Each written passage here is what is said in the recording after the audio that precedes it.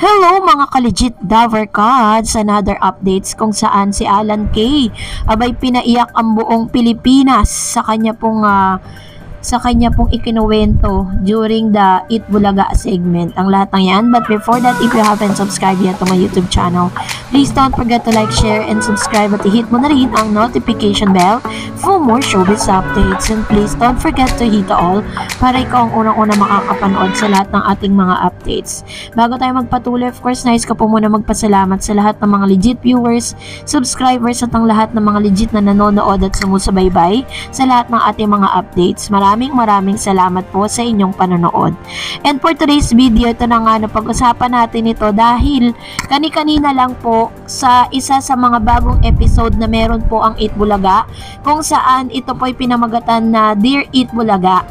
Ito po ay isang episode na kung saan marami po silang entries na natanggap. Susulat po kayo ng personal dito sa Eat Bulaga kung ano po yung simple request po ninyo ay siyang mapagbibigyan ng Eat Bulaga. Ito nga pong isang anak ng teacher na nag-request na kung saan nanghingi po siya ng isang bagong sapatos para sa kanyang anak dahil according to that teacher is sila po ay bumibili lang sa palengke ng isang sapatos para may magamit siya sa kanyang school at the same time kasi mahilig po mag-basketball itong kanyang anak.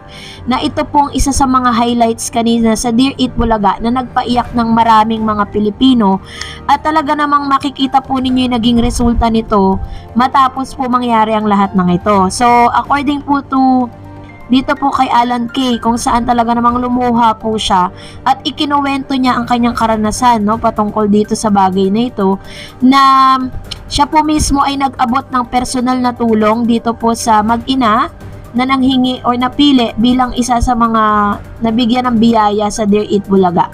Ikinuwento po ni Mr. Alan Kay na may mga pagkakataon sa buhay niya na kahit gustong-gusto niya pong bumili ng sapatos ay wala po silang kakayanang mag-ina.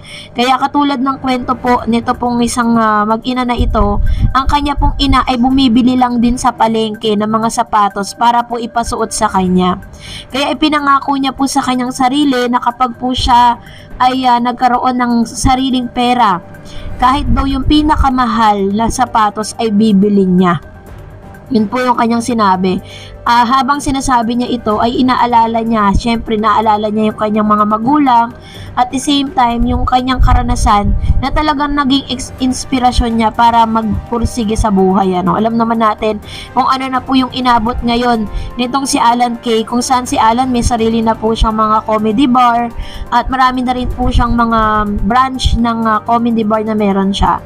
At kaya nga ang tawag sa kanya is Boss Alan, 'di ba? So nakita natin talaga na naging inspirasyon yon sa kanyang buhay. So kanina po habang umiiyak siya, ay nag-abot siya ng pera dito po sa isang lalaki nung nanalo yung mag-ina na ito po'y galing sa sarili niyang bulsa.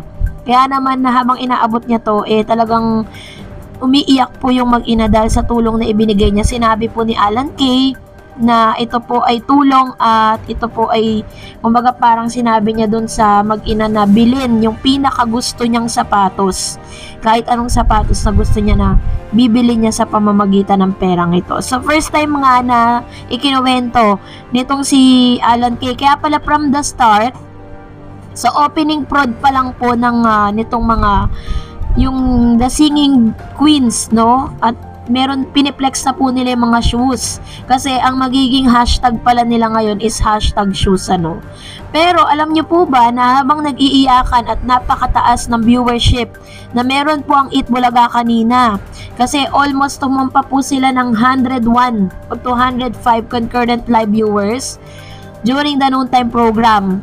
Po yun, combined po yun ng YouTube at ng Facebook. So, pinuntahan ko po yung live ng Tape Incorporated kanina at nakita ko dito sa tahanang pinakamasaya, tinago po nila yung numbers of concurrent viewers kasi dito po talaga sila napupulaan Kapag nagla-live sila sa Facebook, Kasi technically sa YouTube, wala talagang nanonood dahil hindi pa naman nababasa ng algorithm yung kanilang tahanang pinakamasaya na ginawa na YouTube channel. Kasi iilan pa lang yung kanilang subscribers. At kanina sa Facebook Live, usually naka-display po dyan yung kanila pong live concurrent viewers. Pero kanina itinago kasi bilang isang content creator po, meron po kasi mga ginagawa dyan para hindi makita ng live kung ilan yung nanonood at sumusuporta sa'yo. Pwede rin po yan, magagamit sila ng mga technology to boost. Saan ipapakita po nila na meron silang viewers na ganito, pero yun po technically ay hindi pwede sa Facebook kasi bawal po yun. Kaya hindi nila magawa yun dito sa kanilang programa. So kanina hinahantay ko na lumabas pero nakalagay lang po yung live. Pero wala pong live concurrent viewers. So, totoo nga siguro yung sinasabi ng ilan sa mga journalists and showbiz insiders na magkakaroon nga ng malaking changes, malaking pagbabago dito po sa tahanang pinakamasaya. According po sa ilang news na magkakaroon ng reformat, no? Magkakaroon po ng pagbabago. Hindi natin alam kung kailan po nila ini-implement or nangyayari na ba. Kasi kung meron talagang changes na mangyayari dyan, yung mga lumang segment na iniwan pa ng Itbulaga na ginagamit nila ngayon, dapat tanggalin na nila. Katulad po yung pagsugod-sugod nila sa kalsada, 'di ba? Ang Showtime naman is nagre-rate po sila. Pero hindi po nila kailangan manggaya ng iba, 'di ba? Ganun po yung nangyayari kasi magkaiba po yung atake ng It Showtime at ng Itbulaga. Pero wala pa rin sariling identity ang tahanang pinakamasaya. And of course, kanina rin ay nabulaga din tayo, no, dahil kompleto po. Nandiyan po ang AI family, pinakabagong miyembro ng AI family na walang iba kundi ang nanay ni Lola Belen. Dahil si Lola Belen po ay birthday niya, no, nag-celebrate siya ng birthday kanina pong nung Friday and then continuation ng Saturday. Inaantay niya po si Bossing na nag-promise na magkakaroon siya ng parang regalo para kay Lola Belen at tinupad naman ito ni Bossing. So talagang busog na busog tayo kanina dahil nandun po si Ellen and AI na kapatid niya, ang kambal niya, no? Kaya yun po yung ilan sa mga updates po natin kanina lang. So kayo po, ano pong saloobin ninyo patungkol dito? Comment down below. At dahil dyan, narito naman ang ilan sa mga komento ninyo patungkol naman sa ating last update.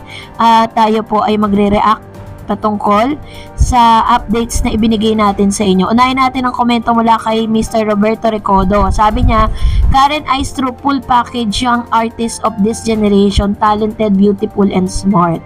True naman po tayo dyan. Talagang kumbaga parang pinapakita lang ng Itbulaga na kaya po talaga nila na iangat yung karera nitong si Karen kasi kumbaga parang hindi siya nagkamali kung sino yung pinili niyang samahan. Sabi naman ni Mr. Romy Obispo, good evening Ma'am Darage Channel, God bless po. Ayan, salamat po palagi sa palagian ninyong panonood. And that's it for today. For more videos and updates, please don't forget to like and subscribe and please don't forget to follow my Facebook page.